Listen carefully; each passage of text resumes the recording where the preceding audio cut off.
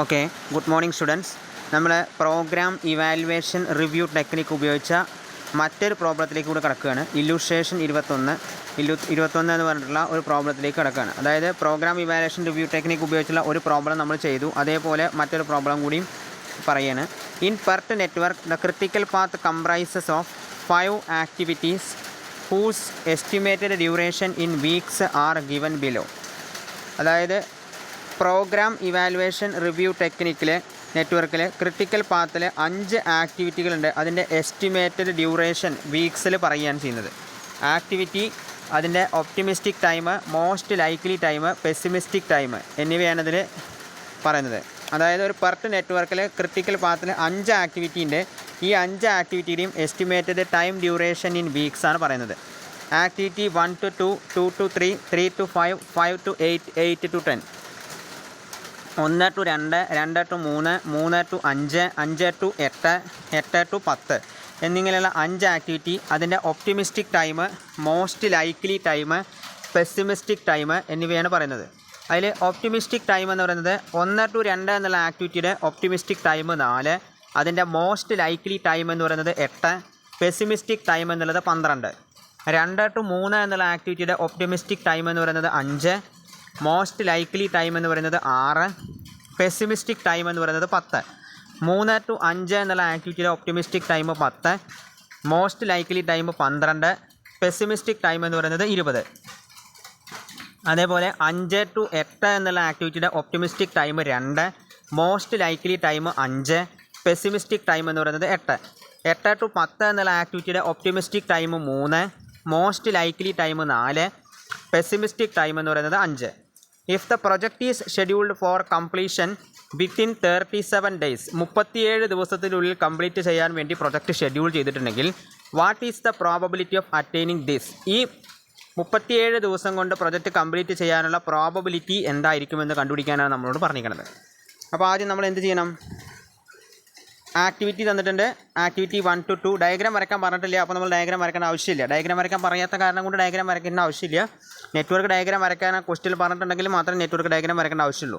പക്ഷേ ഇവിടെ എന്താ പറയുന്നത് വെച്ചാൽ if the project is scheduled for completion within 37 days, 37 ദിവസം കൊണ്ട് കംപ്ലീറ്റ് ചെയ്യാൻ വേണ്ടിയിട്ട് പ്രൊജക്റ്റിനെ ഷെഡ്യൂൾ ചെയ്തിട്ടുണ്ടെങ്കിൽ ഈ 37 ദിവസം കൊണ്ട് പ്രൊജക്റ്റ് കംപ്ലീറ്റ് ചെയ്യാനുള്ള പ്രോബബിലിറ്റി എന്താണെന്ന് കണ്ടുപിടിക്കാനാണ് നമ്മളോട് പറഞ്ഞിരിക്കുന്നത്. അപ്പോൾ ആക്ടിവിറ്റി 1 to 2 എന്നുള്ളതിൻ്റെ ഒപ്റ്റിമിസ്റ്റിക് ടൈം TO എന്ന് പറയും, പെസിമിസ്റ്റിക് ടൈമിനെ TP എന്ന് പറയും, മോസ്റ്റ് ലൈക്ലി ടൈമിനെ TM എന്ന് പറയും. അപ്പോൾ 1 to 2 എന്നതിൻ്റെ TO 4, TM 8, TP 12. അതുപോലെ 2 to 3ൻ്റെ 5, 6, 10, 3 to 5ൻ്റെ 10, 12, 20, 5 to 8ൻ്റെ 2, 5, 8, 8 to 10ൻ്റെ 3, 4, 5. ഇനി നമ്മൾ TE കാൽക്കുലേറ്റ് ചെയ്യണം. അതായത് എക്സ്പെക്റ്റഡ് ടൈം കാൽക്കുലേറ്റ് ചെയ്യണം. ഒരു പ്രൊജക്റ്റ് കംപ്ലീറ്റ് ചെയ്യാനുള്ള എക്സ്പെക്റ്റഡ് ടൈം, ഓരോ ആക്ടിവിറ്റിയും കംപ്ലീറ്റ് ചെയ്യാൻ വേണ്ടി വരുന്ന എക്സ്പെക്റ്റഡ് ടൈം കാൽക്കുലേറ്റ് ചെയ്യണം. അത് കാൽക്കുലേറ്റ് ചെയ്യാനുള്ള ഫോർമുല എന്ന് പറഞ്ഞാൽ എന്താണ്? TO + 4TM + TP / 6. TO + 4TM + TP / 6 ചെയ്താൽ നമുക്ക് TE കിട്ടും.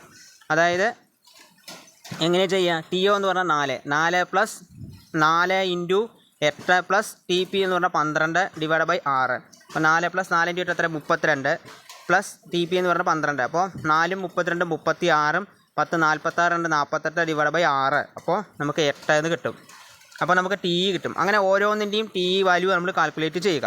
എന്നിട്ട് TEയുടെ ടോട്ടൽ നോക്കുക. TEയുടെ ടോട്ടൽ എന്ന് പറഞ്ഞ സമയത്ത് 1 to 2ൻ്റെ 8 ആണ്, 2 to 3ൻ്റെ 6.5 ആണ്, 3 to 5ൻ്റെ 13 ആണ്, 5 to 8ൻ്റെ 5 ആണ്, 8 to 10ൻ്റെ 4 ആണ്. ഇത് 5 കൂടി നമ്മൾ കൂട്ടുക. 8 + 6.5 ആകുമ്പോൾ 14.5 + 13. അപ്പോൾ 14.5ഉം 13 കൂടെ കൂട്ടുമ്പോൾ 27.5 + 5 32.5 + 4 36.5 എന്ന് നമുക്ക് കിട്ടും. അപ്പോൾ ടോട്ടൽ TE എന്നുള്ളത് 36.5 എന്ന് നമുക്ക് ആൻസർ കിട്ടും. ഇനി സിഗ്മ സ്ക്വയർ കാൽക്കുലേറ്റ് ചെയ്യണം. സിഗ്മ സ്ക്വയർ കാൽക്കുലേറ്റ് ചെയ്യാനുള്ള ഫോർമുല എന്ന് പറഞ്ഞാൽ എന്താണ്? TP - TO / 6 the whole square ആണ്. TP എന്ന് പറഞ്ഞാൽ പെസിമിസ്റ്റിക് ടൈമാണ്, അത് മൈനസ് TO എന്ന് പറഞ്ഞാൽ ഒപ്റ്റിമിസ്റ്റിക് ടൈമാണ്. പെസിമിസ്റ്റിക് ടൈമിൽ നിന്നും ഒപ്റ്റിമിസ്റ്റിക് ടൈം കുറച്ചിട്ട് 6 കൊണ്ട് ഡിവൈഡ് ചെയ്തിട്ട് അതിൻ്റെ ഹോൾ സ്ക്വയർ കാണുമ്പോൾ നമുക്ക് സിഗ്മ സ്ക്വയർ അല്ലെങ്കിൽ വേരിയൻസ് എന്നുള്ളത് കിട്ടും. അപ്പോൾ നമുക്ക് ഓരോന്നിൻ്റെയും സിഗ്മ സ്ക്വയർ അല്ലെങ്കിൽ വേരിയൻസ് നോക്കുക. TP എന്ന് പറയുന്നത് 12 മൈനസ് TO എന്ന് പറയുന്നത് 4, 12 - 4 പറയുമ്പോൾ 8 / 6 എന്ന് പറയുമ്പോൾ 8/6 കാണുക. 8/6ൻ്റെ ഹോൾ സ്ക്വയർ ചെയ്ത് കഴിഞ്ഞാൽ നമുക്ക് 1.78 എന്ന് കിട്ടും. അങ്ങനെ ഓരോന്നിൻ്റെയും സിഗ്മ സ്ക്വയർ കാണുക. 1.78, 0.69, 2.78, 1.11. അപ്പോൾ നമുക്ക് ടോട്ടൽ 6.36 എന്ന ആൻസർ കിട്ടും. ഇനി expected time for the completion of the project is 36.5. Project complete ചെയ്യാനുള്ള എക്സ്പെക്റ്റഡ് ടൈം എന്നുള്ളത് 36.5 ആണ് വരുന്നത്. So the expected time for the completion of the project is 36.5. Variance of the project time is 6.36. Project ടൈമിൻ്റെ variance എന്നുള്ളത് 6.36 എന്നുള്ളതും നമുക്ക് answer കിട്ടും.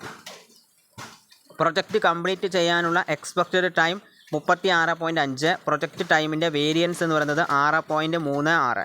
Therefore sigma is equal to root of 6.36. Sigma എന്ന് പറഞ്ഞാൽ 6.36ൻ്റെ റൂട്ട്. അപ്പോൾ നമുക്ക് 2.52 എന്നുള്ളത് ആൻസർ കിട്ടും. ഇനി നമ്മൾ സെഡ് കാണണം. സെഡ് എന്ന് പറഞ്ഞാൽ എന്താണ്? Due date minus expected date divide by sigma. Z എന്ന് പറഞ്ഞാൽ ഡ്യൂ ഡേറ്റിൽ നിന്നും എക്സ്പെക്റ്റഡ് ഡേറ്റ് കുറച്ചിട്ട് അതിനെ സിഗ്മ കൊണ്ട് ഡിവൈഡ് ചെയ്യുമ്പോൾ നമുക്ക് സെഡ് എന്നുള്ളത് കിട്ടും.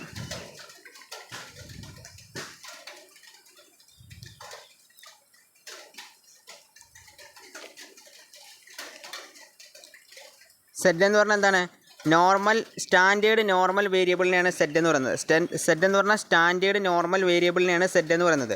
അപ്പോൾ ആ സ്റ്റാൻഡേർഡ് നോർമൽ വേരിയബിൾ കാൽക്കുലേറ്റ് ചെയ്യാനുള്ള ഫോർമുല എന്ന് പറയുന്നത് due date minus expected date of completion divided by sigma. Due ഡേറ്റിൽ നിന്നും എക്സ്പെക്റ്റഡ് ഡേറ്റ് ഓഫ് കംപ്ലീഷൻ കുറച്ചിട്ട് അതിൻ്റെ സിഗ്മ കൊണ്ട് ഡിവൈഡ് ചെയ്താൽ നമുക്ക് സെഡ് കിട്ടും. അപ്പോൾ 37 മൈനസ് 36.5 ഡിവൈഡ് ബൈ 2.52. അപ്പോൾ നമുക്ക് 0.198, അതായത് 0.2 എന്നുള്ളത് കിട്ടും.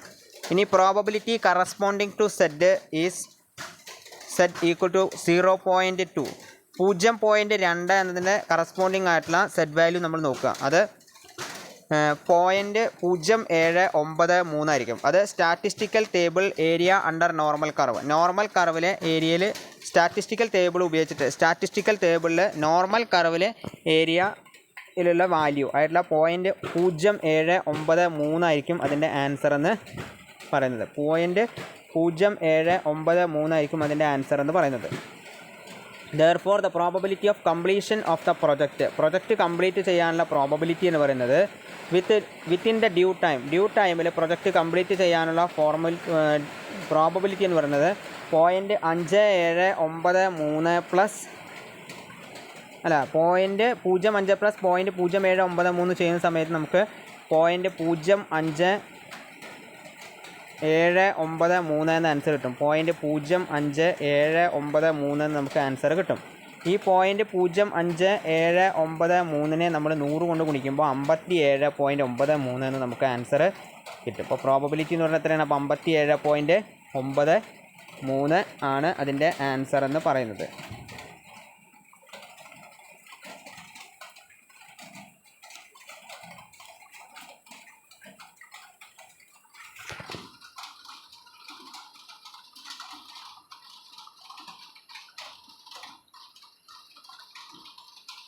ഇങ്ങനെയാണ് ആ പ്രോബ്ലം ചെയ്യുക. അപ്പോൾ നമ്മൾ TE കണ്ടു, സിഗ്മ സ്ക്വയർ കണ്ടു, സിഗ്മ കണ്ടു, സെഡ് കണ്ടു. സെഡ് എന്ന് പറഞ്ഞാൽ calculate the standard normal variable Z. Standard normal വേരിയബിളിനാണ് സെഡ് എന്ന് പറയുന്നത്. അത് കാണാൻ due date minus expected date divide by sigma. അപ്പോൾ നമുക്ക് 0.2 എന്ന ആൻസർ കിട്ടും. ആ 0.2ന് കറസ്പോണ്ടിങ് ആയിട്ടുള്ള സെഡ് വാല്യൂ നമ്മൾ സ്റ്റാറ്റിസ്റ്റിക്കൽ ടേബിൾ ഉപയോഗിച്ച് നോർമൽ കർവിൽ നോക്കുക. അപ്പോൾ 0.2ൻ്റെ ഇതെന്ന് പറയുന്നത് 0.0793 ആണ്. അപ്പോൾ 0.0793 plus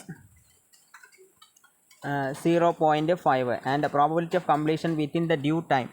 The required area is 0.05 plus 0.0793. 0.5ൻ്റെ കൂടെ 0.0793 കൂട്ടുമ്പോൾ നമുക്ക് 0.5793 എന്ന ആൻസർ കിട്ടും.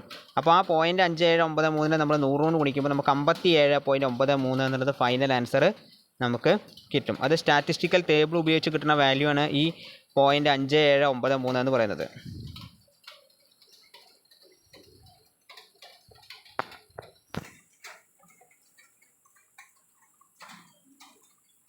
ഇനി ഇതിൻ്റെ അഡ്വാൻറ്റേജസും ലിമിറ്റേഷൻസാണ് പറയുന്നത്.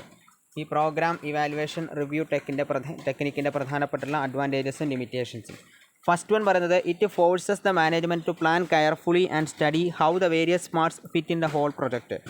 ഓരോ പാർട്സുകളും ഒരു പ്രൊജക്റ്റിനെ അല്ലെങ്കിൽ ഹോൾ പ്രൊജക്റ്റിനെ എങ്ങനെയാണ് ഫിറ്റ് ആകുന്നതെന്നൊരു സ്റ്റഡി ചെയ്യാനും കെയർഫുള്ളായിട്ട് പ്ലാൻ ചെയ്യുന്നതിനും മാനേജ്മെൻറ്റിനെ ഫോഴ്സ് ചെയ്യുന്നു എന്നുള്ളതാണ് ആദ്യത്തെ ഒരു അഡ്വാൻറ്റേജ് എന്ന് പറയുന്നത്. It forces management to plan carefully and study how the various parts fit in to the whole project. കെയർഫുള്ളായിട്ട് പ്ലാൻ ചെയ്യുന്നതിന് വേണ്ടിയിട്ടും വേരിയസ് പാർട്സ് പ്രൊജക്റ്റിന് എങ്ങനെയാണ് ഫിറ്റ് ആകുന്നതെന്നത് അനലൈസ് ചെയ്യുന്നതിന് വേണ്ടിയിട്ട് മാനേജ്മെൻറ്റിനെ ഫോഴ്സ് ചെയ്യുന്നു എന്നുള്ളതാണ് ആദ്യത്തെ ഒരു അഡ്വാൻറ്റേജ് ആയിട്ട് പറയുന്നത്. നെക്സ്റ്റ് വൺ പറയുന്നത് it concentrate attention on critical activities of the project. പ്രൊജക്റ്റിലെ ക്രിട്ടിക്കൽ ആക്ടിവിറ്റികളിൽ അറ്റൻഷൻ കോൺസെൻട്രേറ്റ് ചെയ്യുന്നുണ്ട്. മൂന്നാമത്തേത് പറയുന്നത് it helps to reduce production delays interruptions and conflicts by scheduling and budgeting resource in time. റിസോഴ്സുകൾ കൃത്യസമയത്ത് ഷെഡ്യൂളിംഗ് ചെയ്തിട്ടും budgeting ചെയ്തിട്ടും പ്രൊഡക്ഷനിൽ ഉണ്ടാകുന്ന ഡിലേയ്സും ഇൻ്ററപ്ഷൻസിനെയും കോൺഫ്ലിക്ട്സിനെയും ഇത് റെഡ്യൂസ് ചെയ്യുന്നുണ്ട്. It helps to reduce production delays interruptions and conflicts by scheduling and budgeting resource in time. Resource കൃത്യസമയത്ത് scheduling ചെയ്തിട്ടും ബഡ്ജറ്റിംഗ് ചെയ്തിട്ടും പ്രൊഡക്ഷനിൽ ഉണ്ടാകുന്ന ഡിലേ, ഇൻ്ററപ്ഷൻസ്, കോൺഫ്ലിക്റ്റുകൾ എന്നിവയെ റെഡ്യൂസ് ചെയ്യുന്നുണ്ട്. നാലാമത് പറയുന്നത് it forces to take right action at right time for the implementation of the project. പ്രൊജക്റ്റിൻ്റെ ഇംപ്ലിമെൻറ്റേഷന് വേണ്ടി കൃത്യസമയത്ത് ആക്ഷൻ നടപ്പിലാക്കാൻ ഫോഴ്സ് ചെയ്യുന്നുണ്ട്. അഞ്ചാമത് പറയുന്നത് it provide a forward looking type of control. Forward looking type of control ആണ് ഇതെന്ന് പറയുന്നത്. It provides up to date information. അതേപോലെ തന്നെ അപ് ടു ഡേറ്റ് ആയിട്ടുള്ള ഇൻഫർമേഷൻ പ്രൊവൈഡ് ചെയ്യുന്നു എന്നൊരു പ്രത്യേകത ഉണ്ട്. ഏഴാമത് പറയുന്നത് it helps to formulate new schedules when it is not possible to implement the existing schedule. നിലവിലുള്ള ഷെഡ്യൂളുകൾ ഇംപ്ലിമെൻറ്റ് ചെയ്യാൻ പോസിബിൾ അല്ലാതെ വരുന്ന സമയത്ത് പുതിയ ഷെഡ്യൂളുകൾ ഫോർമുലേറ്റ് ചെയ്യാൻ സഹായിക്കുന്നു. നെക്സ്റ്റ് പറയുന്നത് it helps to coordinate the various parts of the project and thereby helps to complete the project in time.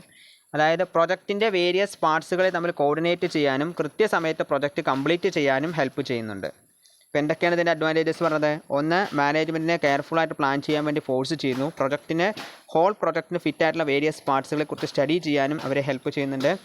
Critical activities of പ്രൊജക്റ്റിനെ കുറിച്ചുള്ള അറ്റൻഷൻ കോൺസെൻട്രേറ്റ് ചെയ്യുന്നുണ്ട്. പ്രൊഡക്ഷൻ ഡിലേയ്സ് റെഡ്യൂസ് ചെയ്യാനും ഇൻ്ററപ്ഷൻസ് ആൻഡ് കോൺഫ്ലിക്ട്സുകളും റെഡ്യൂസ് ചെയ്യാനും കൃത്യസമയത്ത് budgeting and scheduling നടപ്പിലാക്കാനും help ചെയ്യുന്നുണ്ട്. പിന്നെ right action right ടൈമിൽ പ്രൊജക്റ്റിൻ്റെ ഇംപ്ലിമെൻറ്റേഷൻ നടപ്പിലാക്കാൻ സഹായിക്കുന്നുണ്ട്. ഫോർവേഡ് ലുക്കിംഗ് ടൈപ്പ് ഓഫ് കൺട്രോളാണ്. Up to date information provide ചെയ്യുന്നുണ്ട്. ന്യൂ ഷെഡ്യൂൾസ് ഫോർമുലേറ്റ് ചെയ്യുന്നുണ്ട്. when it is not possible to implement the existing schedule implement ചെയ്യാൻ പോസിബിൾ അല്ലാതെ വരുമ്പോൾ ന്യൂ ഷെഡ്യൂളുകൾ ഫോർമുലേറ്റ് ചെയ്യുന്നുണ്ട്. പിന്നെ അതുപോലെ തന്നെ it helps to coordinate the various parts of the project and thereby helps to complete the project in time. പ്രൊജക്റ്റിൻ്റെ various പാർട്സുകൾ കോർഡിനേറ്റ് ചെയ്യാനും അതുപോലെ തന്നെ പ്രൊജക്റ്റ് കൃത്യസമയത്ത് നടപ്പിലാക്കാനും ഹെൽപ്പ് ചെയ്യുന്നു എന്നുള്ളതാണ് അതിൻ്റെ ഒരു അഡ്വാൻറ്റേജസ് ആണ്. ഇനി ലിമിറ്റേഷൻസ് എന്തൊക്കെയാണ് ഇതിൻ്റെ? പ്രോഗ്രാം ഇവാലുവേഷൻ റിവ്യൂ ടെക്നിക്കിൻ്റെ ലിമിറ്റേഷൻസ് എന്ന് പറഞ്ഞാൽ എന്തൊക്കെയാണ്? ഒന്ന് പറയുന്നത് PERT emphasizes on time only. PERT എന്നുള്ളത് എംഫസൈസ് ചെയ്യുന്നത് സമയത്തിനെ അനുസരിച്ച് മാത്രമാണ്. It is not giving importance to cost. കോസ്റ്റിന് അതിൽ പ്രാധാന്യം കൊടുക്കുന്നില്ല, ചിലവിന് പ്രാധാന്യം കൊടുക്കുന്നില്ല, സമയത്തിന് മാത്രമാണ് പ്രാധാന്യം കൊടുക്കുന്നത്. Developing a clear and logical network is difficult. Clear and logical network develop ചെയ്യുക എന്നുള്ളത് ഡിഫിക്കൽട്ടാണ്. It is not suitable for routine planning of recurring event. Recurring ഇവൻറ്റുകളുടെ റുട്ടീൻ പ്ലാനിങ്ങിന് സ്യൂട്ടബിൾ അല്ലാതെ. It is not suitable for routine planning of recurring event. Recurring ഇവൻറ്റുകളുടെ അല്ലെങ്കിൽ തുടർച്ചയായിട്ട് വരുന്ന ഇവൻറ്റുകളുടെ കൃത്യമായിട്ടുള്ള പ്ലാനിങ്ങിന് സ്യൂട്ടബിൾ ആയിട്ടുള്ള ഒരു മെത്തേഡല്ല പ്രോഗ്രാം ഇവാലുവേഷൻ റിവ്യൂ ടെക്നിക്ക് എന്ന് പറയുന്നത്. It does not consider the resources required at various stages of the project. പ്രൊജക്റ്റിൻ്റെ വേരിയസ് സ്റ്റേജസിൽ ആവശ്യമുള്ള റിസോഴ്സസിനെ കൺസിഡർ ചെയ്യുന്നില്ല എന്നുള്ളത് മറ്റൊരു പ്രധാനപ്പെട്ട ലിമിറ്റേഷനാണ്. There may be errors in time estimation. അതോടൊപ്പം തന്നെ ടൈം എസ്റ്റിമേഷനിൽ എറേഴ്സ് ഉണ്ടാകാനുള്ള സാധ്യതയുണ്ട്. ആറാമത് പറയുന്നത് the major limitation of this technique is its time estimates itself. അതായത് ഇതിൻ്റെ മറ്റൊരു പ്രധാനപ്പെട്ട ലിമിറ്റേഷൻ എന്നുള്ളത് അതിൻ്റെ ടൈം എസ്റ്റിമേറ്റ് ചെയ്യുന്നത് അതുതന്നെയാണ്. If time estimates are not correct then the network and critical path has no meaning. Time estimate correct ആയില്ല എന്നുണ്ടെങ്കിൽ നെറ്റ്വർക്കിനും ക്രിട്ടിക്കൽ പാത്തിനും മീനിങ് ഇല്ലാതെയായിട്ട് മാറും. Frequent updating and revising the PERT calculation are required for an active control of the project. അതായത് frequent ആയിട്ടുള്ള അപ്ഡേറ്റിങ്ങും അതുപോലെ തന്നെ റിവൈസിങ്ങും PERT കാൽക്കുലേഷന് required ആണ്. അതുകൊണ്ട് തന്നെ അത് ആക്റ്റീവ് കൺട്രോൾ, പ്രൊജക്റ്റിനെ ആക്റ്റീവായിട്ട് കൺട്രോൾ ചെയ്യാൻ വേണ്ടി ഹെൽപ്പ് ചെയ്യുന്നുണ്ട്. Experts are required for this purpose, so it is A costly affair. അതുകൊണ്ട് തന്നെ അതൊരു കോസ്റ്റ്ലി അഫെയർ ആയിട്ട് മാറുന്നു. ഇതൊക്കെയാണ് ഇതിൻ്റെ പ്രധാനപ്പെട്ട പോരായ്മകൾ എന്ന് പറയുന്നത്. അപ്പോൾ ടൈമിനെ അനുസരിച്ചിട്ട് മാത്രമാണ് പ്രവർത്തിക്കുന്നത്, കോസ്റ്റിന് കൂടുതൽ പ്രാധാന്യം കൊടുക്കുന്നില്ല. ക്ലിയർ ആൻഡ് ലോജിക്കൽ നെറ്റ്വർക്ക് ഡിഫിക്കൽട്ടാണ്. പിന്നെ അതുപോലെ തന്നെ റൊട്ടീൻ പ്ലാനിങ് എന്നുള്ളത് സ്യൂട്ടബിൾ അല്ല. പിന്നെ അതുപോലെ തന്നെ it does not consider the resources required at various stages of the പ്രൊജക്റ്റിൻ്റെ വേരിയസ് സ്റ്റേജസിൽ വരുന്ന റിസോഴ്സസിനെ കൺസിഡർ ചെയ്യുന്നില്ല. ടൈം എസ്റ്റിമേഷനിൽ എറേഴ്സ് ഉണ്ടാകും. മേജർ ലിമിറ്റേഷൻ എന്ന് പറയുന്നത് ടൈം എസ്റ്റിമേറ്റ്സ് ഇറ്റ് സെൽഫ് തന്നെയാണ്. പിന്നെ അതുപോലെ തന്നെ frequent updating and revising PERT calculation are required for an active control of projects. So experts are required for this purpose. So it is A costly affair. Okay, അപ്പോൾ എല്ലാവരും ഈ ഭാഗത്തിൻ്റെ video through out കാണുക. Okay, thank you.